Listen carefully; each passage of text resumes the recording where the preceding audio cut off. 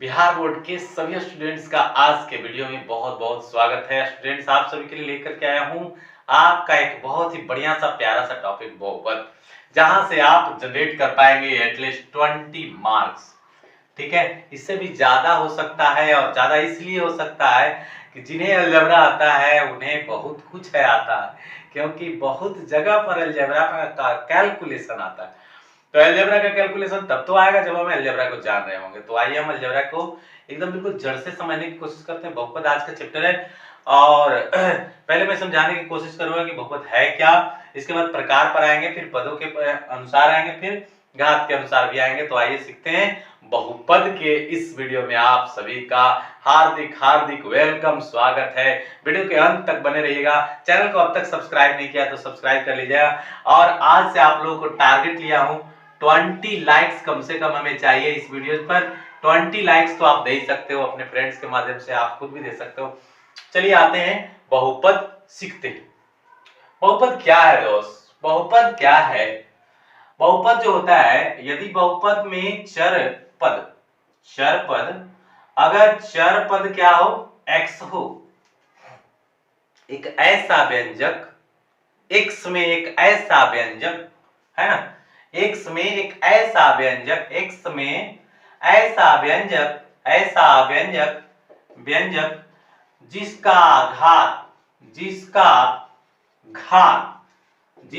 घात क्या हो, पॉजिटिव हो, जिसका घात पॉजिटिव हो। बस इतने बात का बहुपद कहलाता है और कुछ भी नहीं है इसमें। बस मैं पूरी एग्जांपल के साथ आपको दिखाऊंगा, लेकिन शुरुआती जब हम डेफिनेशन करते हैं ना, हमें तो पता नहीं चलता कि डेफिनेशन क्या हम बोले, लेकिन डेफिनेशन ये कह लो बस हो गया। एक्स में एक ऐसा व्यंजक जिसका घात पॉजिटिव हो, अर्थात धनात्मक घात वाला जो चर पद होगा, धनात्मक घात का अगर व्यंजक है जिसमें घात चरपद का धनात्मक है, तो बस इतने को ही बहुपद कहते हैं। पहचान क्या होगा? How can you identify? पहचान, चलो भाई पहचान का नियम बताता हूं। बहुपद तब है जब आप पॉजिटिव घात देखेंगे। पॉजिटिव घात देखो, चर चाहे जो भी हो, चर का पॉजिटिव घात होना आवश्यक है। चर का क्या होना चाहिए? पॉजिटिव घात होना चाहिए। एज फॉर एग्जांपल x का स्क्वायर प्लस 5 हो, यहाँ पॉजिटिव घात है, इसको आप सही कर सकते हैं, बहुपद है। अच्छा, x में ना होकर के y में होगा तो क्या चलेगा? एकदम चलेगा। बस ऐसे भी होगा तो भी चलेगा, ये भी बहुपद है, नो टेंशन। चर पद हो लेकिन घात पॉजिटिव हो। चर पद 1 हो, 2 हो, 4 हो, 5 हो से मतलब नहीं, उनके घात भी डिफरेंट हो तो भी मतलब नहीं। जैसे x का पावर 5 प्लस x का स्क्वायर प्लस x, घात यहां डिफरेंट है लेकिन क्या है, सब प्लस में है, अतः ये भी बहुपद है। No doubt, no problem. आ रहा है समझ में? बिल्कुल आएगा बॉस, एकदम हम उसको स्पष्ट करके आपको बतला रहे हैं, इतनी स्पष्टता और कहीं नहीं। आइए समझते हैं। ठीक है, अब चलते हैं सेकंड नंबर बात है। बहुपद क्या है हमने स्पष्ट कर दिया, डेफिनेशन इतना ही है। x में एक ऐसा व्यंजक जिसका घात पॉजिटिव हो, y में एक ऐसा व्यंजक जिसका घात पॉजिटिव हो, बहुपद कहलाता है। इसमें पदें बहुत सारी हो सकती है। बहुपद में जो पद हो सकते हैं वो मे भी 1 हो सकते हैं, मे भी 2 भी हो सकते हैं, मे भी 3 हो सकते हैं, अरे 4 5 6 7 10 50 भी हो सकते हैं। क्लियर? एक पद, 2 पद, सैकड़ों पद हो सकते हैं। एज फॉर एग्जांपल ले लीजिए भाई, जैसे यहीं पे ले लो, ये 2 पद में है, ये भी 2 पद में है, यहाँ 3 पद में है। आप ऐसे अगर लिख लो, कुछ भी 5 गो पद दिखने लगना चाहिए बस। ये लो, ये चलिए यहाँ पर 1 2 3 4 डिफरेंट घात रहेगा, पद अलग अलग हो जाएंगे, है ना। तो एक पद वाला, 2 पद वाला, 3 पद वाला, 4 पद वाला, 5 पद वाला, टर्म सैकड़ों हो सकते हैं। बस कुछ भी हो सकता है, बस खाली इतना ही समझना है। प्लस माइनस से अगर वे सब के सब टर्म अलग हैं तो उनकी टर्म्स को काउंट कर लो। घात डिफरेंट होना आवश्यक है। जैसे यहाँ पे पावर 4 है, पावर यहाँ कुछ नहीं तो 1 है, यहाँ पर देखिए पावर 2 है, यहाँ पर पावर 3 है ना। इसे असेंडिंग या डिसेंडिंग में हम लिख देते हैं जब ऑर्डर में, तो थोड़ा सा स्टैंडर्ड फॉर्म हो जाता है। क्लियर है? वैसे भी रॉन्ग नहीं कहा जाएगा। तो हमने पद के आधार पर बहुपद को देख लिया, क्या क्या पदों के आधार पर जो बहुपद होंगे वो कितने हो जाएंगे। एक पद का, जिसको हम एक पदी बहुपद कहते हैं, एक पदी बहुपद हो गया। फिर हो सकता है कि द्विपदी हो, एक पद वाला में x लिख दो, y लिख दो, z लिख दो, है ना, x का स्क्वायर लिख दो, 5x का पावर 5 लिख दो, है ना, 2x का पावर 5 लिख दो। ये सभी एक पद में है, एक पद में बहुपद कहलाते हैं। ठीक है, एक पदी बहुपद। द्विपदी बहुपद में क्या होगा, x प्लस x का स्क्वायर ले लो, द्विपदी है, x प्लस 2x ले लो, द्विपदी है ना। अब त्रिपदी में देख लीजिए, त्रिपदी, त्रिपदी बहुपद कैसे, तीन पद होगा, x का स्क्वायर प्लस x प्लस 5, तीन पद दिख रहा है कि नहीं, दिख रहा है, त्रिपद दिख रहा है कि नहीं दिख रहा है, एकदम स्पष्ट दिख रहा हो, कोई टेंशन नहीं, कोई प्रॉब्लम नहीं, कोई परेशानी नहीं।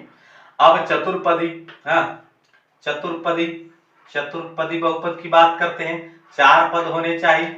चलो भाई, चार पद होने चाहिए तो घात भी आपको बढ़ चढ़कर लिखना पड़ जाएगा, है ना, कुछ आप ऐसा लिख लो ताकि आपको लिखना सरल हो जाए। तो ये चार पदों वाला बहुपद, तो पद के आधार पर इतने होंगे। अब चलो भाई, घात के आधार पर बहुपद कितने, तो घात के आधार पर बहुपद को हम बात करते हैं, तो आइए 1 2 3 4, है ना, जैसे में हम क्या कहते हैं, एक रैखिक कहेंगे, रैखिक बहुपद कहेंगे, दूसरा को क्या कहोगे, द्विघात कहेंगे, द्विघात कहें, और क्या कहलाएगा, त्रिघात कहलाएगा।